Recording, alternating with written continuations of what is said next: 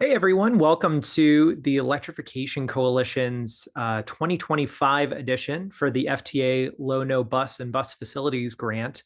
Uh, this is one of the longest running federal grant programs that we've supported partners through. So definitely excited to be tagging up on this year's round, especially to catch up on some tweaks to the program, as well as ways that some of the program has evolved with agency. I'm going to kind of slow roll us here to get started, let some people trickle into the back. Downside to being fully digital is sometimes we can start right on the minute and as people wrap up meetings. But before we get going, just introduce myself. I'm Matt Stevens-Rich, Director of Programs with the Electrification Coalition. So I oversee all of our programming and implementation work, especially working with partners on pursuit of federal grant funding, as well as with fleet electrification, charging deployment, and consumer adoption. So truly focus on really rolling out programming, working with partners at key hindrance or barrier points to make sure that we can get them unstuck and moving along. Just to set the table a little bit on FTA Low-No, I was even reflecting with the team. The very first federal grant I ever worked with was the very first round of FTA Low-No, which is just kind of an exciting thing, especially to think about so many transit agencies that use that for the first time to look at alternative fuels, and in turn have continued to use that to continue expansion of their fleet, especially looking to how electrification can continue to fit and weave in. So in many ways, the program itself remains the same as it always was, really focused on that deployment aspect and element of buses, and with closer integration on facilities, making sure we can get refueling infrastructure and other needed upgrades also integrated. So it really, again, I often joke and look back on it as just one of the most long-lasting, enduring programs, especially helping so many partners stay focused on deployment in their community. So to set some of the agenda here, I'll be handing off to Brant Hertenstein on our team, who might be a familiar face if you've followed any of our federal top 10 takeaways or other federal grant funding and other implementation support webinars we've done through the years. He'll take us through a breakdown and rundown via slide deck to just talk through what's up for grabs in this round of the grant funding, some general things to be aware of in terms of update to agency guidance and other requirements. We'll weave it into Q&A from there. So we have a couple questions pre-staged, but definitely please drop in any questions into the comment and the chat. The meeting, this whole presentation, it can go short if we don't have any questions. It can also go long if we do get questions. But above all else, we want to be sure that you're getting your questions answered. There's no wrong questions here, and we'll be sure to sort and work through as many as we can throughout the hour. Last but not least, too, we don't want this to be the last point of contact. So please do feel free to reach out to our team if you have any questions as you hang up on the webinar, or even talk through and digest with the rest of your team as you're pulling together your grant applications. We are also able to offer some technical support here, so more than happy to meet with your team to talk through any specific questions or other elements that you're trying to address or broach. So without further ado, and especially having bought us a little bit of time to let folks join in, I'll hand it off to Brant Hertenstein, who will roll us into the presentation. Thanks so much for being here, everyone. All right, Matt, thank you very much. Can you see the title screen? Looking good. All right, great. So, hello, everyone. My name is Brant Hertenstein. I am a program manager here at the Electrification Coalition. I do quickly want to just address who the Electrification Coalition is before we go into the presentation. We are a nonpartisan, nonprofit organization that develops and implements a broad set of strategies to facilitate the widespread adoption of electric vehicles to overcome the economic, public health, and national security challenges that stem from America's dependence on oil. We work on all facets of electrification. So I work on the program implementation. We have a policy team. We have a campaigns teams.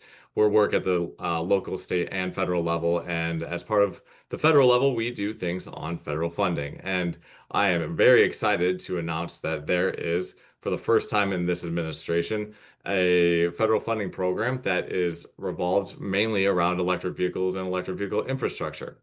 So this year's FTA Low-No and bus facilities program came out about a month ago, and the application deadline is July 14th. We know we still have about 3 weeks left.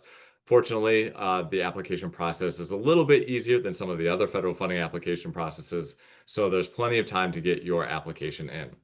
The expectation is that these awards will be announced in September of 2025, and from there you'll have 3 fiscal years to purchase your vehicles and complete your projects. The total grant award is $1.5 billion. This, I'm going to say, was to be expected. So, with the bipartisan infrastructure law supercharging some of these longstanding federal programs, this was always the understanding that this would be $1.5 billion or somewhere around there. It is broken up into two programs, the Lono program, which is $1.1 billion, and the Bus and Bus Facilities program, which is $400 million. I do want to tell you about the fuel types. So for Lono, that's going to be your electric vehicles, compressed natural gas, liquid natural gas, propane, hybrid electric gas, hybrid vehicles of electric gas, and hybrid vehicles of electric diesel and hydrogen fuel cell are also eligible fuel types for Lono. And then for the bus program, all fuel types are considered. So just to kind of talk to you about how we saw this going, with the bipartisan infrastructure law, there was a supercharged amount of money that was going out for fiscal years 22 through 26. So as Matt alluded to earlier, this is a very long-standing program. However, we've seen over the past few years that there's been a increased amount of money, and this year is no different. So we see $1.5 billion here in 2025. You can see some fluctuation in the overall number. Some of that is minus some of the administration costs it takes to run the programs from the federal side. So let's talk about eligibility.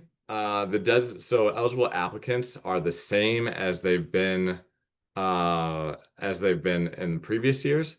So designated recipients, states, including territories and Washington, D.C., local government entities, and federally recognized tribes. I think it's important to talk about the federally recognized tribes and that there is a streamlined process for federally recognized tribes. If you're asking for less than $1 million, you do not have to go through the entire evaluation process like all the other entities. And we can get that into that a little bit later. And as Matt alluded to, this is really about the deployment of infrastructure and vehicles. So as you can see for the eligible projects on the right-hand side, that's replacing, rehabilitating, purchasing, or leasing transit buses or related equipment. The same thing can be said for the bus-related facilities.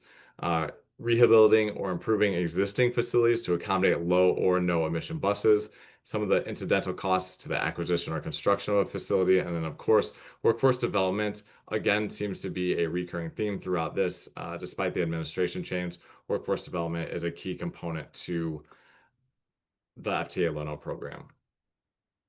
So we talked about what eligible projects are. It's also really important to talk about ineligible projects. So for non-public transportation projects, if this is not a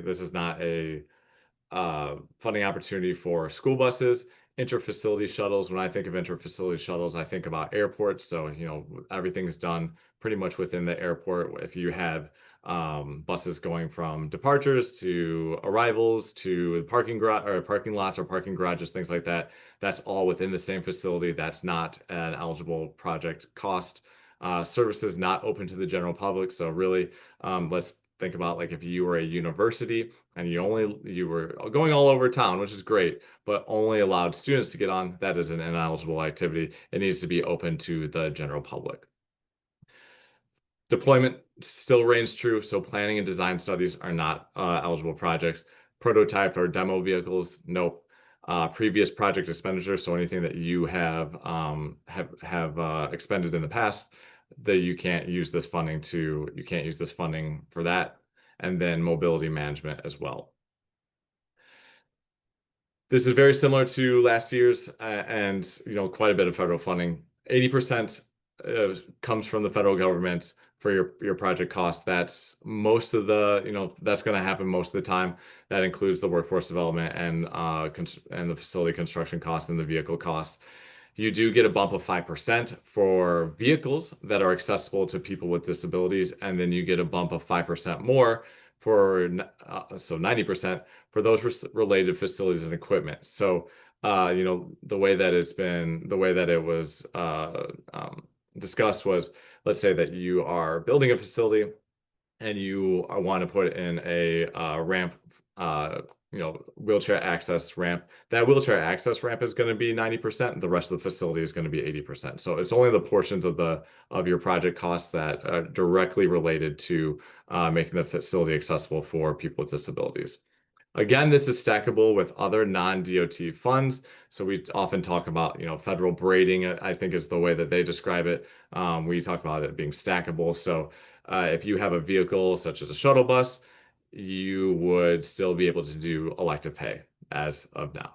Of course, that can change based on what's happening in what's happening in the Senate and in the House of Representatives and the conclusion that they make. But as of now, elective pay still stands, and therefore we can use it as part of the cost share. So let's go into evaluation criteria. The evaluation criteria is very, very similar to all the evaluation criteria that we've seen in the past. So the way that this is going to go is your proposal is going to be evaluated by a reviewer based on these 6 criteria.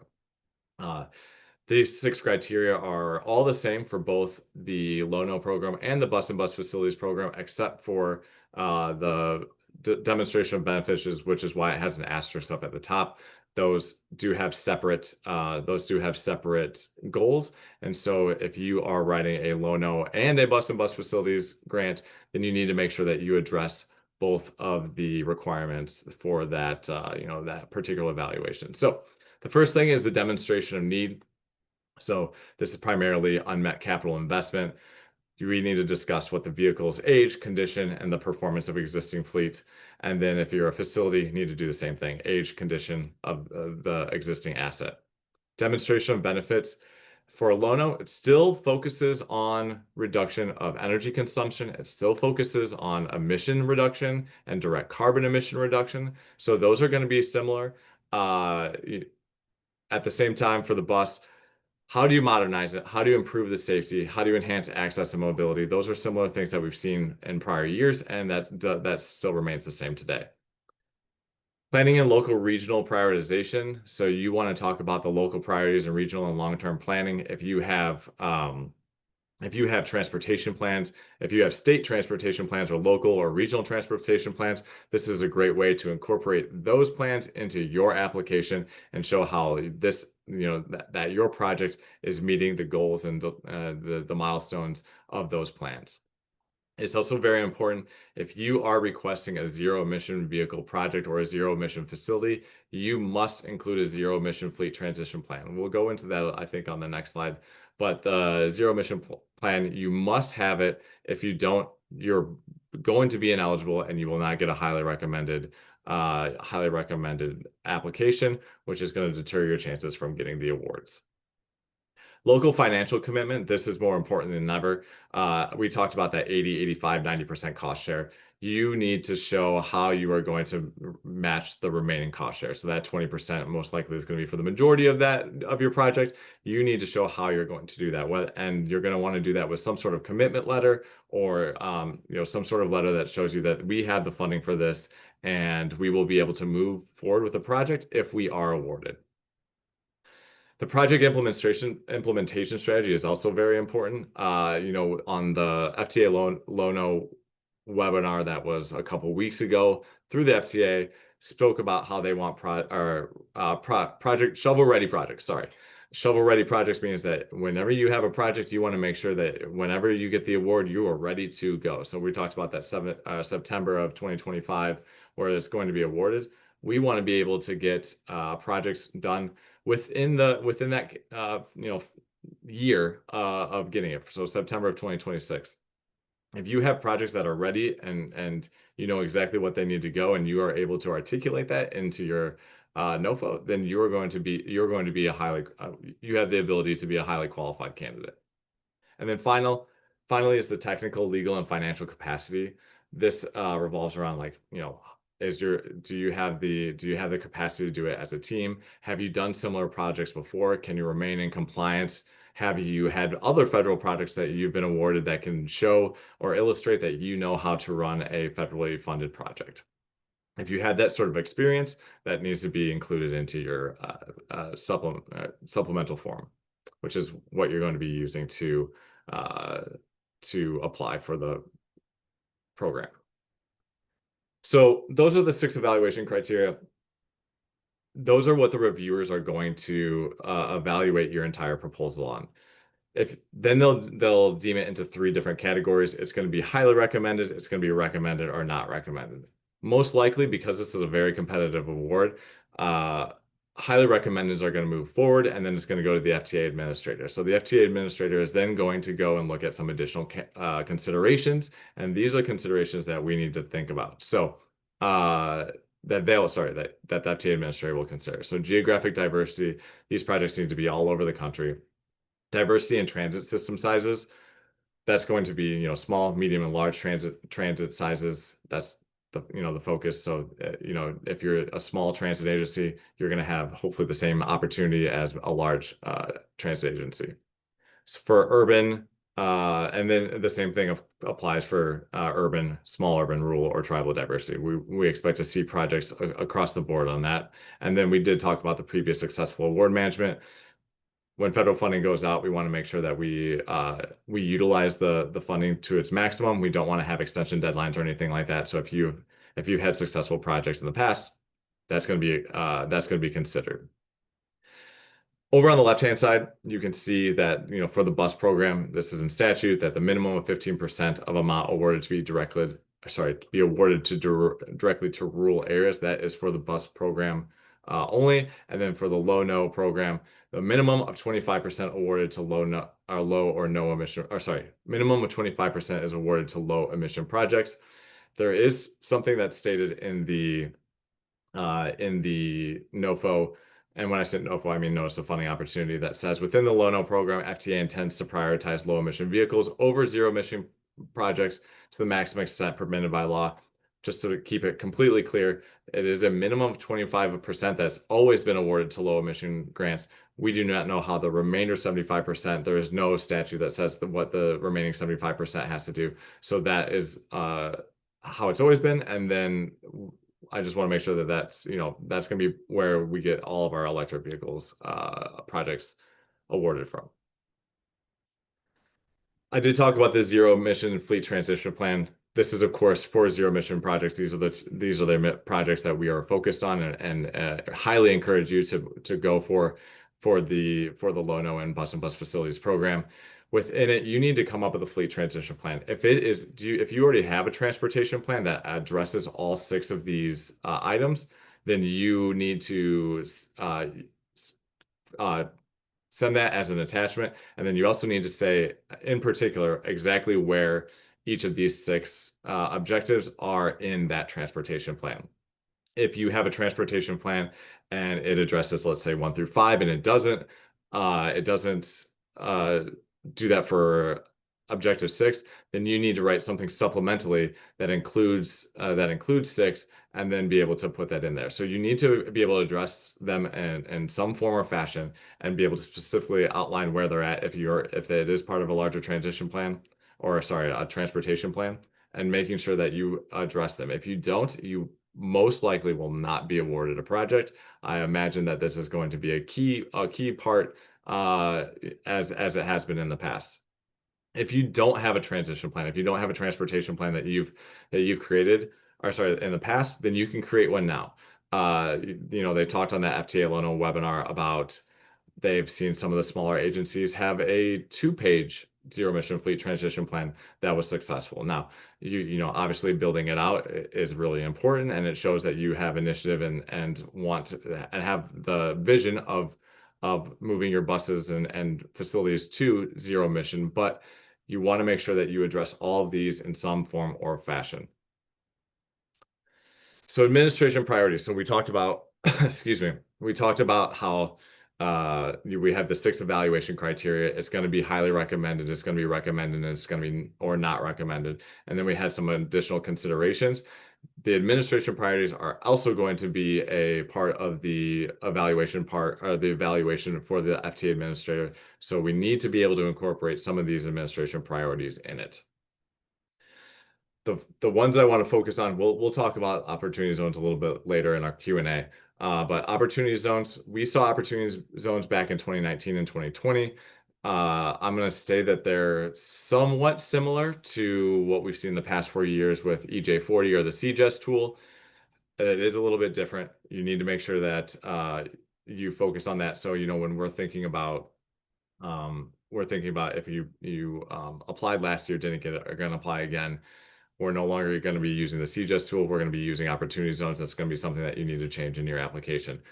But to go back to this, applicants must describe in detail how a project supports public transportation services and qualified opportunity zones.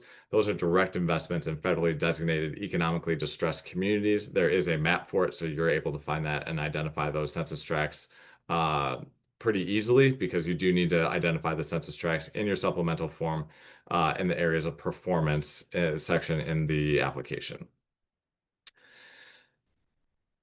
Cost-effective vehicle procurement, the two of them are similar from last year, and then there's one new. So the one new one is committing to procuring vehicles from a state schedule, and again, without customization. It can also be satisfied by joint procurement with at least three transit agencies total for a common specification, and or by partnering with an OEM using a standard model without customization. You can see in each one of these, cost-effective vehicle procurement is procurement without customization. We saw in previous years that transit agencies that are asking for customization take much longer to be able to get the vehicle ready. And so being able to standardize the vehicle allows the OEM to work quicker and able to keep the project timelines where we always expected them to be. Strengthening U.S. vehicle manufacturing industry. This is no different from last year.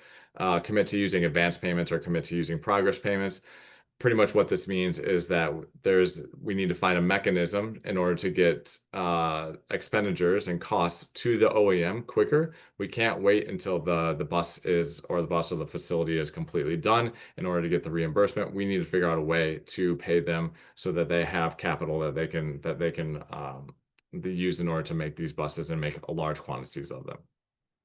You'll want to be able to describe how the contracting terms will expedite payments to OEMs in your supplemental form as well. This is also something that we'll probably talk a little bit later about, but benefits for families and communities is now an additional consideration. This FTA will prioritize projects that improve the accessibility of transportation to families with young children, including improved access to jobs, healthcare, recreation, and commercial activity, and that improved quality of life and raise the standard of living. That's pretty much what, this is something new and you're like, okay, maybe how do I address it? This is something that transit buses do.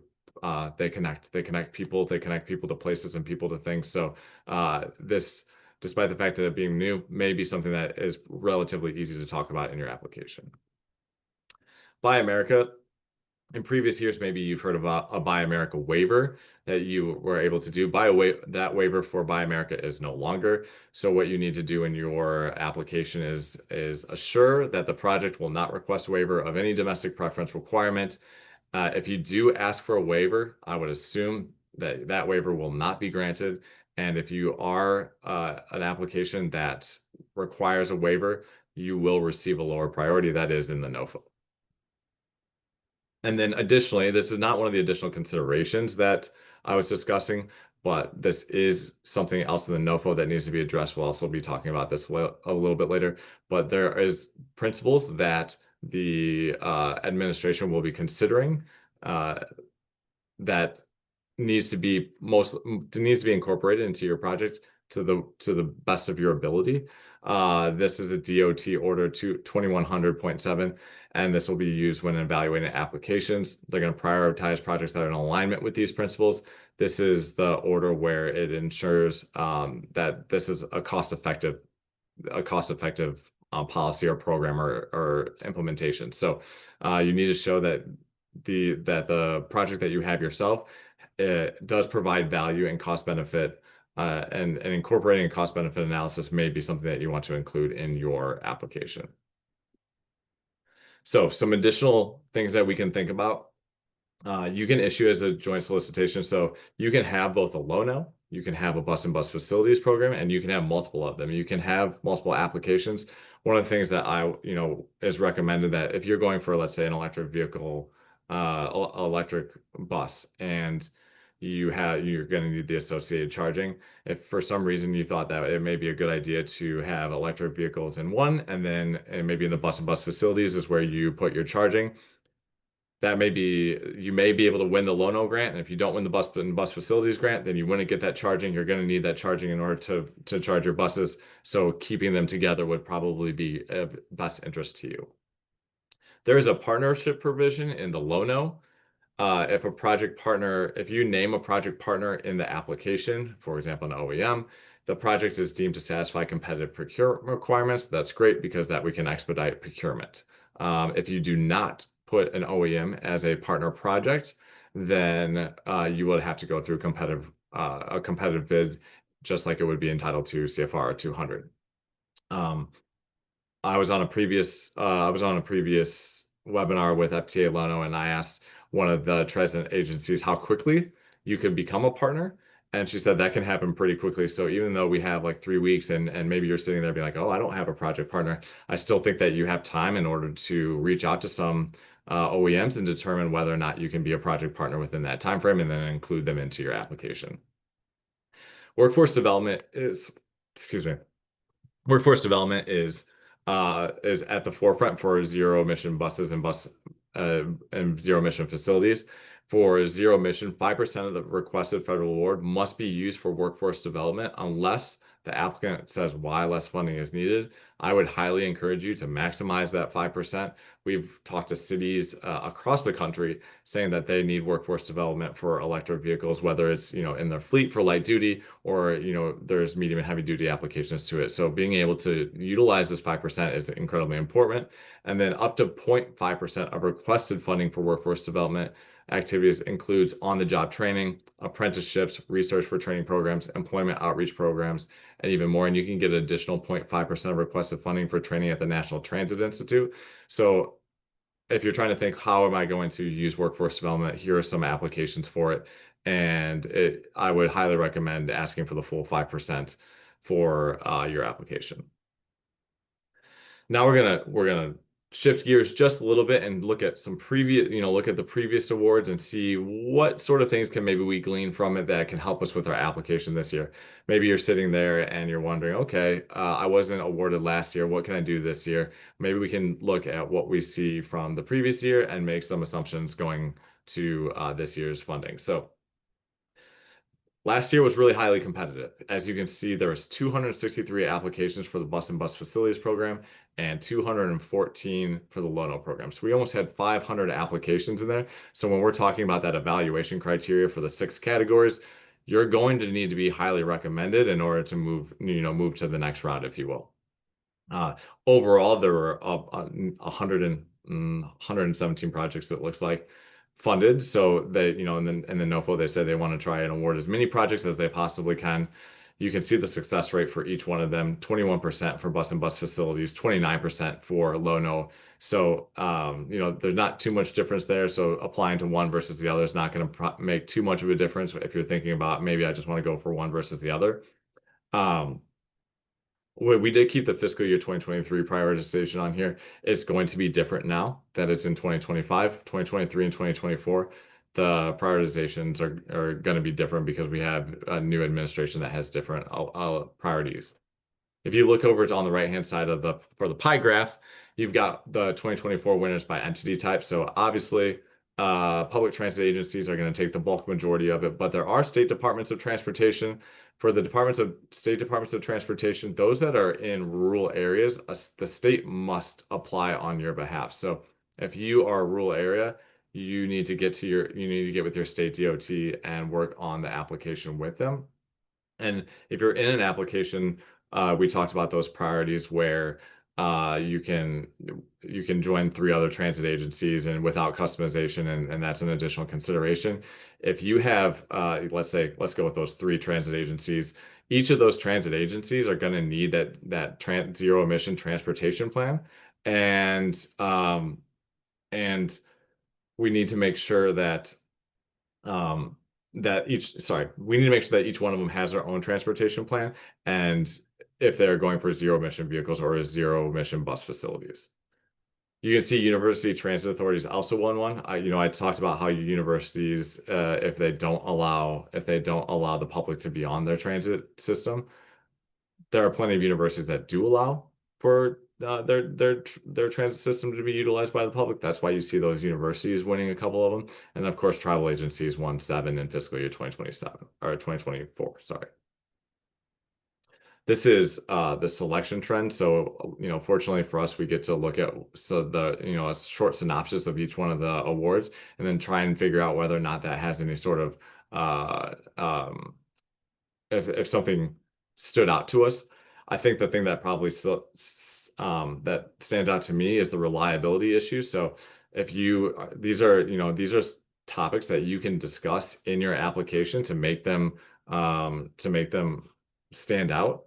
You see reliability for both the bus and the Lono program stands about above the rest. Workforce development, of course, we just talked about workforce development and the 5% for zero emissions. If you have a good workforce development application or a component to your application, then that's going to push you to a higher probability of winning an award. Again, these are all deployment projects. So you're going to see maybe new facilities or rehab of facilities. If you're adding increased connectivity to different bus stops that was talked about in 2024. So, just giving you an idea of what you could potentially talk about and discuss as we move forward and think about how we're going to approach our application. Here are the award values. Again, just to kind of give you an idea of what sort of expectation you should be thinking about in terms of how much money can I ask for. And so I don't glean too much from this over on the bus program side. You can only ask for 10% of the total amount. So you're not going to, I think that was $400 million for this year. So you're not going to be asking for anything over 40 million anyways. So those seem relatively distributed. I do think you can glean some from the Lono, where you see that there was very few projects in that 50 to, let's say, $100 million range. And there was a lot of projects in between that $1 and $30 million range. So if you're thinking about, okay, how much should I be asking for? What am I capable of doing in this project? Maybe coming in from 1 to 30 million is something that you would consider. I think it's interesting that there's 0 that were less than $1 million because I look back to the tribal portion of this where there's a streamlined process for tribal agencies that are asking for less than $1 million. No one won an award for less than $1 million. So for all those 7 tribal agencies that did win, they went over $1 million and had to answer satisfy all the evaluation criteria. So we're at the conclusion of the presentation portion of this. Here's the FTA Lono FAQ on the left-hand side, the QR code. I believe we'll be sending out this entire presentation to you after the fact, so you don't have to get your phone out and QR each one of these. The FAQ has a long-standing FAQ. There's a lot of questions that are answered in there. So if you have any questions that you've been thinking about, the FAQ is a great way to go to.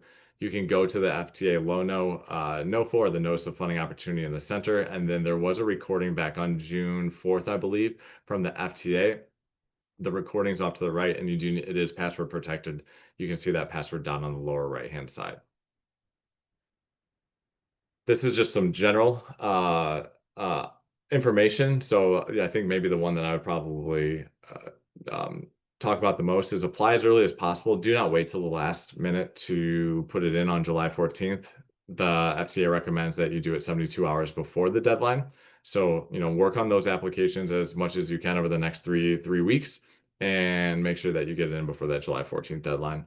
And also understand, we've got some holidays in between there that may creep up on you and take away some days that you thought that you were able to work on it. So I think that is it. Yep, that is it for me. I think next I'm going to send it back over to Matt and we will start doing a little bit of Q&A. Awesome. No, thanks for the rundown, Brant. There's definitely a lot in there to digest, and we've been answering some of the Q&A as we've been going. So I'll weave in some of those questions just as recall. Thanks everyone for dropping that in, and do please feel free to keep dropping in the comments or the Q&A. We have time and we'll be able to weave that all in. Tell you what, why don't we go into first some of the questions that you guys were asking. Both I'll kind of affirm some of the quick questions. Brant, I'll throw it to you on some others. First, yes, we'll be sharing out the slides. It always feels like that's like the first, who can race to ask that first. So we'll be more than happy to share those slides out, as well as the recording of this webinar. We'll also most likely include the link to that on our FTA, our top 10 takeaways webpage as well. So yes, coming out and happy to share that. Brant did mention those, some may be familiar with the local infrastructure hub that we've run numerous boot camps through. They also hosted an FTA Low-No webinar last week that Brant was party to. You can find the recording for that over on that at localinfrastructure.org. So a lot of good ways to get the coverage there. Funding, question from Brett, is there funding for site design and software management systems for fleet electrification? My quick answer to that is it depends. A slightly longer answer is you do have to rationalize anytime you're looking at anything that's not the bus or an obvious facility modification. You still have to be rationalizing and thinking of this as a part of that capital project request specific to equipment related to facility modification and bus deployment. Brett, definitely happy to connect more on your project, especially how you're trying to feel that out. But Brant, any thoughts to that of some of these additional accessory or equipment? I mean, for site design, I'd be, I think the way that I would approach it is this. It's heavy on the deployment. It's heavy on getting, vehicle replacement, rehabbing, leasing, however you are deploying your vehicles. But there's also a scalability component to it that a lot of these federal funding programs talk about. And so if you have a scalable project, you can put in to your application that you want to do X, Y, and Z, but they don't have to fund your entire project. They only have to, they can pretty much do what they see fit. And so X and Y may be there and Z may not be there. So if Z is that site design, you're more than, I think that you can put in there, but it might not be an eligible project cost. I would definitely be keeping that as a line item and not be incorporating into anything else, so that if they don't want to include that in your award, then they don't have to. Appreciate that. An example to that as well, separate but related. Anytime we're dealing with a grant fund around charging infrastructure, we'll sometimes receive the same question of what about wayfinding signage or landscaping around the charging infrastructure. So, keeping that orientation like Brant put of keep focus on the deployment. Let's really focus on how we're going to be deploying at scale first and foremost. Thanks for that, Brant. Another question from Shangyi, looking at a project where they're doing buses, but also looking at some van options. Are vans eligible and allowed? I guess going back to the eligible vehicles. I don't think so. As long again, if the buses and the vans are doing the same thing, they're serving the public. Mhm. Now, I don't know what your vans are doing. I have it when I hear transit buses, I have a general idea of what transit buses are doing. When it comes to vans, if they're performing the same type of thing as a transit bus, then I think that you're good to go. I would have to look that up. But to me, that would seem there's no like GVWR, a gross vehicle weight rating requirement on there, like we saw maybe in the clean and heavy duty vehicle program where you could only have class 6 or 7 buses. There's no weight limit. So I'm gonna say tentatively yes. I think that you can have shuttle buses as long as those shuttle buses are serving the public and providing the same sort of functionality as a transit bus would. Yeah, and that's a good clarifier too on that public service, because depending on what you're looking at, there can sometimes be limited routes or limited service. It is not, in essence, true public facing. For instance, if you're let's say a university and you have like employee only shuttle as a quick example, that's not in the spirit of the program. So that's a good clarifier on that public facing. Another question we got was on definition of rural. So we do get that out of the U.S. code, so that there is a definition set there. There are indeed numerous definitions of rural, but Brant, any advisement on that rural? You were also mentioning if you're qualifying as a rural area, it does have to be a part of a state-led effort. You cannot submit as your own. Yeah. So for rural areas, it's got to be submitted by a state, either individually or as part of a consolidated state application. All projects in rural areas, which I'm gonna click on this. So there's a definition in the NOFO under and Kyle, who's on the call, if you can put that in the chat. But the NOFO itself, or the one that you got from the QR code, it does have a rural area definition in Title 49 USC 5302:17. I can probably go to it pretty quickly. I actually I think I beat you to it here. I'll drop All mine right. as Yeah, well. I got it. But if you want to go for it, please do. Yeah. Yeah, this is a question.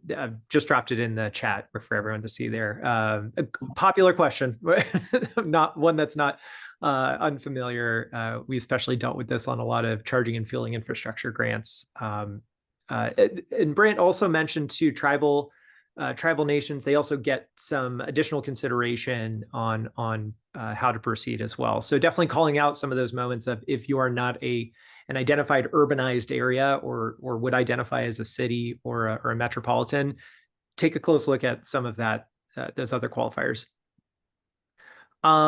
Maybe going back, Brant, to you were walking us through like streamlined procurement, some of those designs. So the question is, most transits run on loss, so very high cost, low revenue, coming back through often through bonded or levy pest, as well as fares. How do you assess financial viability for the project as part of the proposal project evaluation?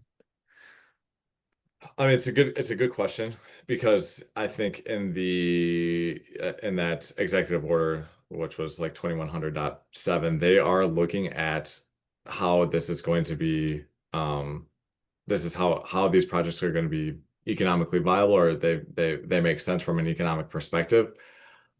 If ultimately, I feel that, transit agencies are supposed to serve the entire public. And when you're serving the entire public, it's not supposed to make revenue.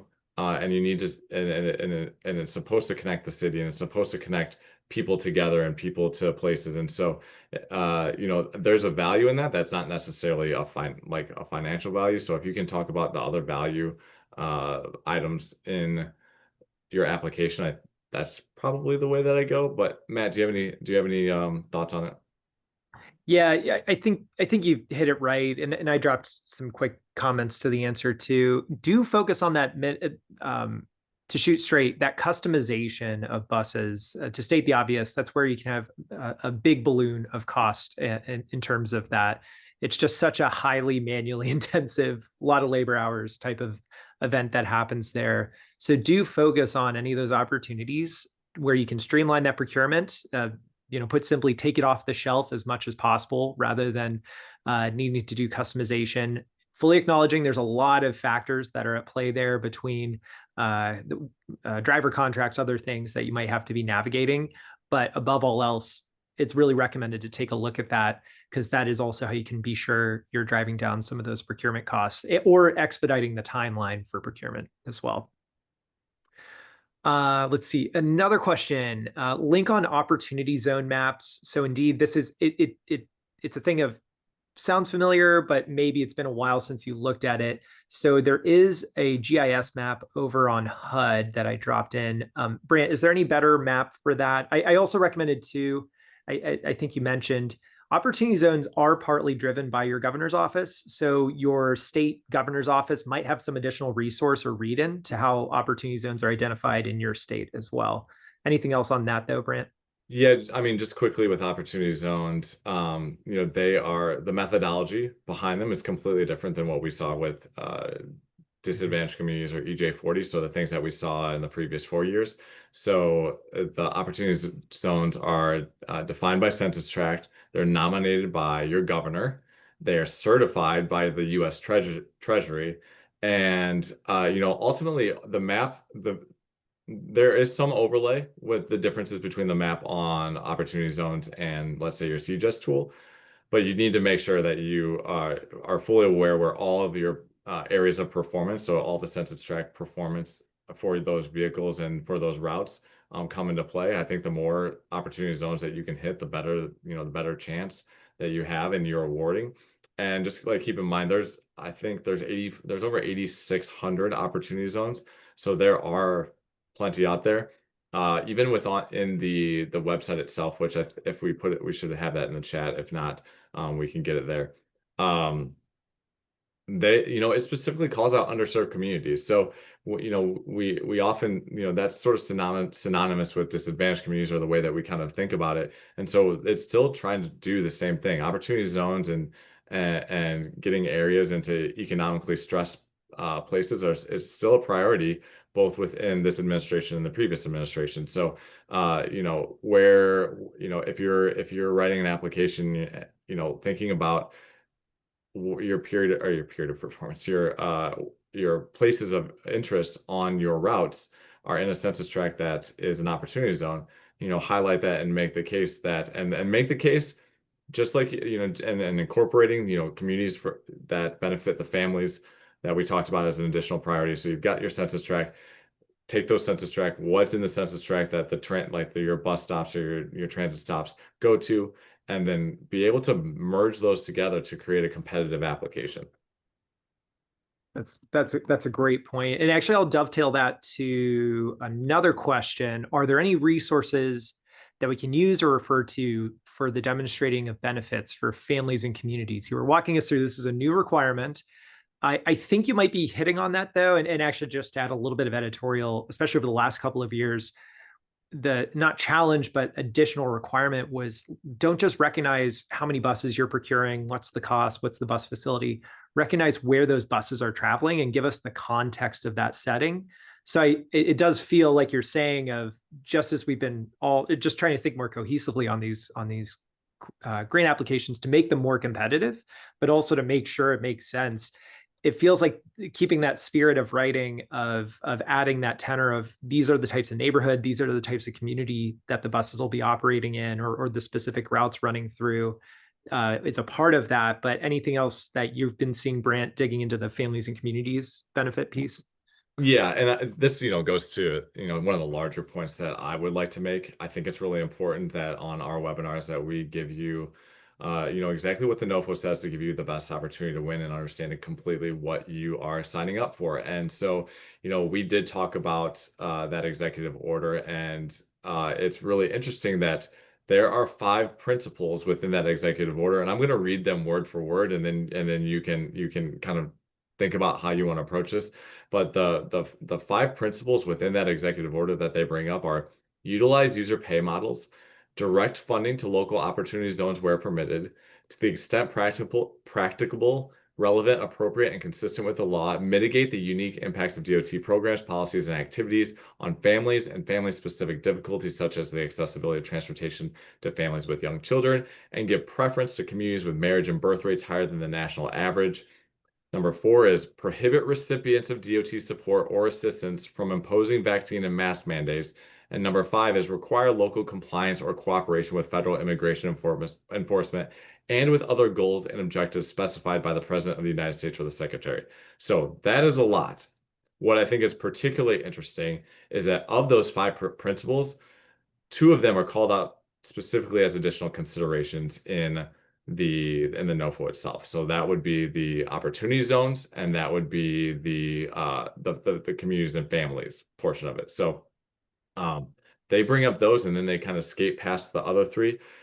We talked about how they intend to do this, as permitted by law, executive orders. I don't want to get into that portion of it, but if you're thinking about, how you want to talk about communities and benefits, I would go back to that executive order and kind of see if they they talk about anything else. I think it's the only place where they talk about, families with young children giving preference to the communities with marriage and birth rates higher.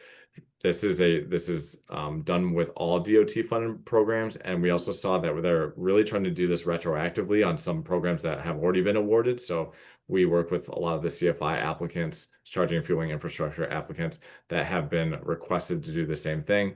Uh, this is what I don't want to happen. I don't want to deter you from applying. Just because you win an award, there's nothing legally binding you to any of this. So we don't know what's going to happen with some of these principles in the first place. So I'm not letting these necessarily deter me from applying to any DOT related grant, but specifically this one, which is the one we're talking about. But just keep in mind that you need to be very aware of what the administration is trying to do and whether or not they will be able to execute it. And so if you are awarded, fantastic, great. When you go into your contract negotiations, got to read those terms and conditions. Got to make sure that you know exactly what you're signing, making sure that legal is looking at it, and everyone is on the same page moving forward. Yeah, I think that's just ongoing advisement. Be sure you're talking to your legal team even before you're pursuing this, because it's even good to be mindful of any timeline they have. Again, anyone that's been working in the federal grant space the last 2 to 3 years, those timelines for contract, or just being sure you're on top of who owes whom what. Legal is usually going to be the most critical element to that. So that's a great point of being sure you're connecting with all teams, not just your grant writing team, facilities, or fleet management. Well, a couple other questions just to round out as we come to the top of the hour. For the fleet transition plan that you were talking through, are there requirements for that are the requirements for fleet transition plan the same if the fleet will be going after a low emission, like a hybrid bus, versus a no emission electric? So it's all for no emission vehicles. So if in your application, you can technically have multiple fuel type vehicles that you consider. We're going to talk primarily about electric vehicles, but let's say that you had wanted a couple of CNG buses, and you also included some electric buses as well.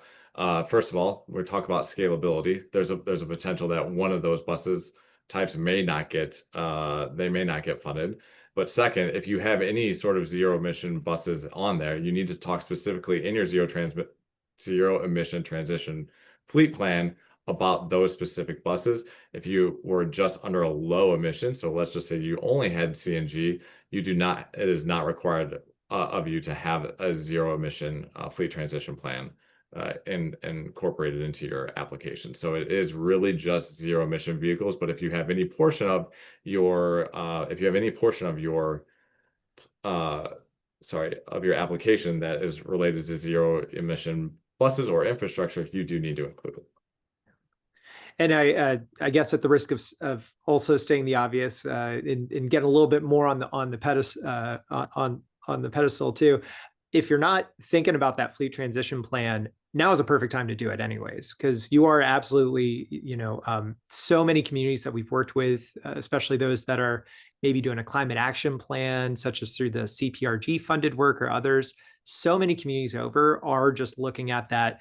How do we get to whatever goal we're setting for 2030, 2035? So if you're not seeing that transition plan as a requirement, still do look at it. This is a perfect time to really think about it. Having this type of grant opportunity, it just brings a lot of folks to the table too. So more than happy to sync on that too, and especially some additional fleet analysis and other helpful pieces we have, such as through our drive tool, which does include ability to assess transit. So would always encourage, do take a look at that, because so many in the community are really taking a look at where do we have to be by the end of the decade. Yeah.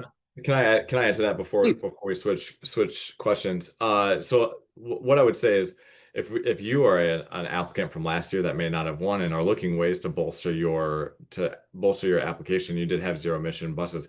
Not only do you need to look at your application, but you need to look at that plan as well and make sure that you're hitting on all of the things that you wanted to. And I will reiterate, if you don't have a page somewhere where it specifically states where each of those 6 objectives are, then you need to make sure that they are. And that's not just because maybe of an administration change. These reviewers are looking at 500 different applications. They don't have the time to go in and read a huge transportation plan and try and find the six objectives that they're talking or that you're talking about. And it's really just in fairness of the reviewers because they have so much to do that takes so much time to review some of these applications and they want to do it in a timely fashion. July 14th deadline, September awardee date. So they've got, 3 months, depending, possibly they got to go through 500 applications, making it as easy as possible. And this just doesn't really go for the, zero emission transportation plan. This goes for everything. For all the requirements that you see in all the musts that you see in your NOFO, address them very clearly, state them so that there's no ambiguity whatsoever that you are fulfilling the requirement as the NOFO states, because it makes it that much easier for the reviewer to be like, yep, that's there. That's something that I can check and make sure that, they have a highly qualified application. The second point I'd like to make is, let's say that maybe you don't have a zero emission transportation plan. Fiscal year 2025 came out just now. This is 25. 2026 is still on the table. So there is still another potential opportunity in 2026 for another $1.5 billion or roughly worth of funding. So if you don't win now, you have some things that you can think about, or if you're not ready now, you can have some things that you can think about for fiscal year 2026 and go after that funding as well. So this opportunity is like, okay, assess where we're at right now, and then how can we plan for the future so that we are more competitive for this funding?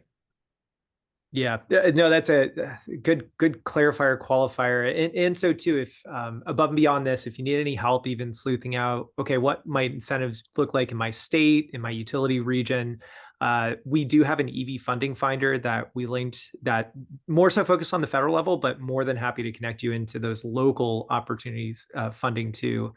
There's a great listing on the alternative fuel data center put out by the DOE. So more than happy to connect you to some of that too, as a part of that additional strategy for funds out there. Last two, and maybe keeping the some of the more aspirational or qualitative ones to the end. So one question is on what should we expect on any possibilities of federal funding freeze, fits and starts? Again, at the risk of stating the obvious, a lot have gone through a lot, and we're right alongside you, just especially trying to interpret what's the status of federal grant funds.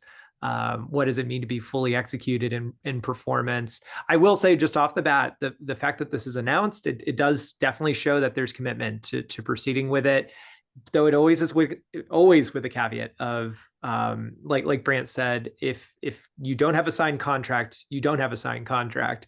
So there is still going to be a lot of coordination with the agency in proceeding.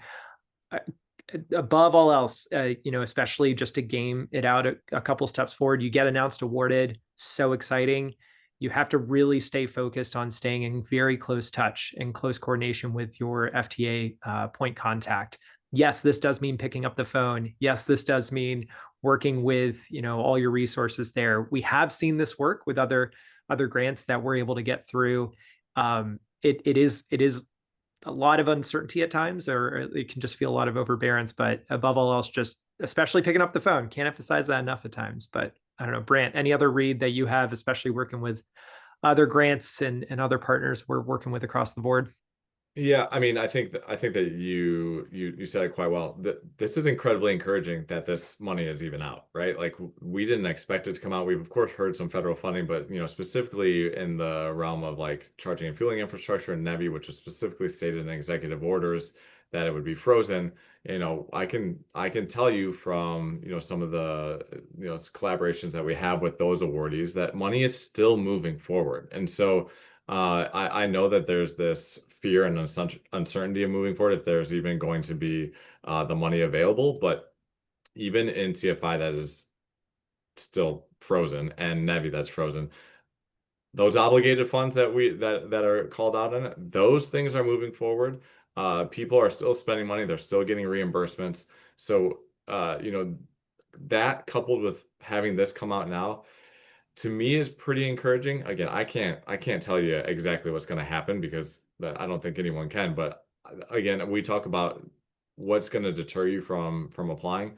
Don't let this deter you from applying. Apply, apply and ask for as much as as much as you can and need, and you've got the funding available. As we like come to the hour, I do want to say, if you have a project that's ready to shovel ready to go, this is a perfect opportunity to go after the funding because that's something that they're going to be looking for. And we saw that it's the period of performance is 3 years, but really they want a 1 year period of performance. So anything that we can do with this federal funding to expedite all that money getting out only helps the rest of federal funding in general.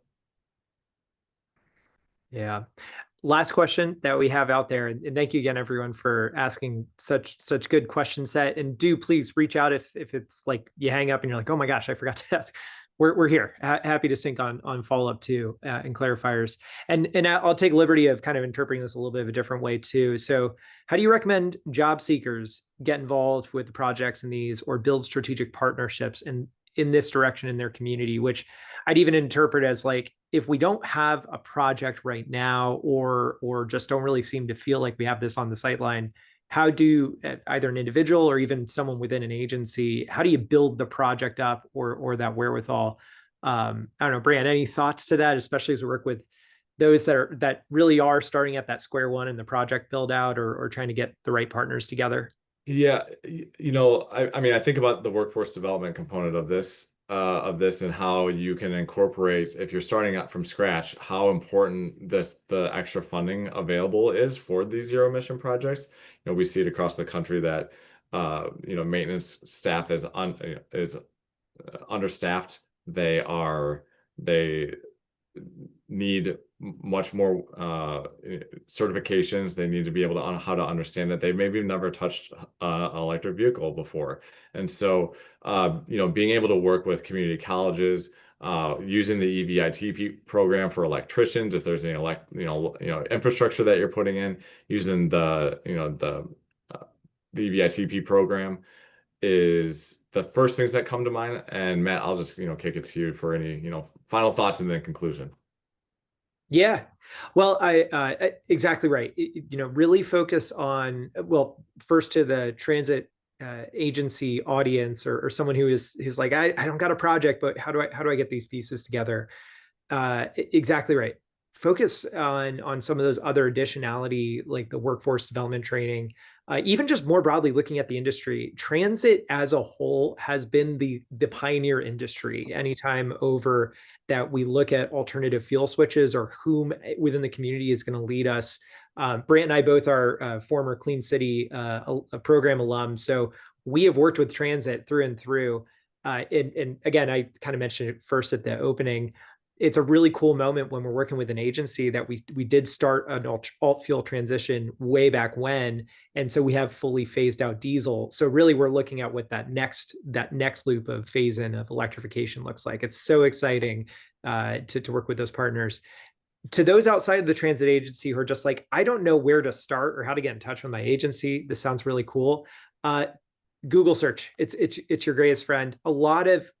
As a quick generalization, a lot of transit agencies are also focused on getting more into the communities. So do look up, we're coming into summer, so there's a lot of community festivals and other pieces coming together. Often transit is making sure to make it there so that they can have their own community face. If you're also just not finding the right connection there, search within your city or municipality as well, because there often can be some designated transportation staff in there too. Truly, just search around a little bit, find an email address, or even just sending a social media comment that can open up a quick window there that they can use for contact. Well, appreciate everyone who stuck around for 4 minutes over. But yeah, we'll call it a close there. Definitely was an action-packed hour.